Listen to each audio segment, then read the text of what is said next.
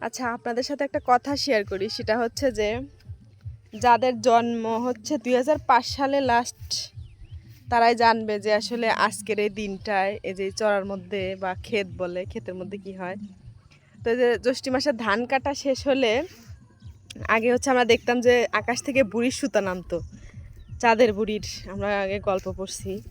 সেই বুড়ির সুতো নামতো, অনেক সুতো, মানে যে ক্ষেতের মধ্যে দিয়ে হাঁটাই যাইতো না। আর এখন দেখেন ওই ওই জিনিসটা আস্তে আস্তে হারিয়ে যাচ্ছে। যারা হচ্ছে যে ২০০৫ সালের আগে জন্মগ্রহণ করছে তারা মনে হয় দেখতে পারছে, এরপরে আর আমি কখনো দেখি নাই। তো এবার এসে আমি দেখতেছি যে মানে চড়ার মধ্যে ওই বুড়ির সুতা নাই। তারপরে পোলাপান ঘূর্ণি উড়াইতো, আমরা কত ঘূর্ণি উড়াইতাম, সে ঘূর্ণিও আর নাই। মানে যুগের কি পরিবর্তন, তাই না? আমরা আগে কত খেলাধুলা করছি, এই ধান কাটা হয়ে গেলে বুড়ির সুতা সবাই ধরতে গেছি যে কোনটা বড় সুতা, সবচেয়ে বড় সুতা কোনটা, মোটা সুতা। তারপরে ঘূর্ণি উড়াইছি অনেক।